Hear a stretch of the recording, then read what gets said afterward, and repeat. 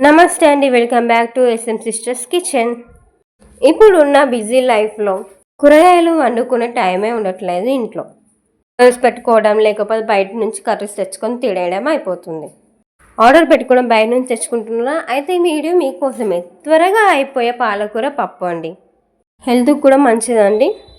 ప్రోటీన్డ్ curry, quick and healthy పాలకూర పప్పు ఎలా తయారు చేసుకోవాలో సింపుల్ స్టెప్స్తో ఈజీగా తక్కువ టైంలోనే చేసుకునే విధానం చెప్తాను. Let's start the process. 2 కప్పుల కందిపప్పు తీసుకున్నాను. మీకు పెసరపప్పు ఉంటే పెసరపప్పు అయినా తీసుకోండి. చేసుకుని దానికి సరిపడా నీళ్లు పోసుకోండి. అర్ధగంట నానబెట్టేయండి. నానబెట్టిన తర్వాత 1 స్పూన్ పసుపు వేసుకోండి, 1 స్పూన్ ఆయిల్, ఇవన్నీ వేసుకొని కుక్కర్ మూత పెట్టేయండి.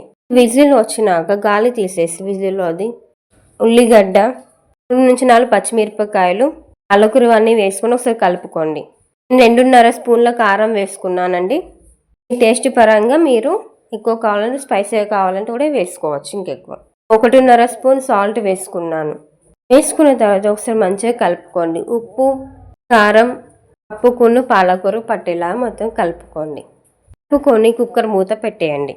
3 నుంచి 4 విజిల్లు వచ్చేదాకా వెయిట్ చేయండి. విజిల్ వచ్చాక కుక్కర్లో ఉన్న గాలి తీసేసి తీసేయండి. కుక్కర్ని పొద్దువతోని రుద్దండి. అప్పుడే కొంచెం పప్పు మెత్తగా అవుతుంది. కొంచెం గట్టిగా అనిపిస్తే కొన్ని వాటర్ యాడ్ చేసుకోండి. యాడ్ చేసుకొని కలుపుకొని ఒకసారి టేస్ట్ చేయండి.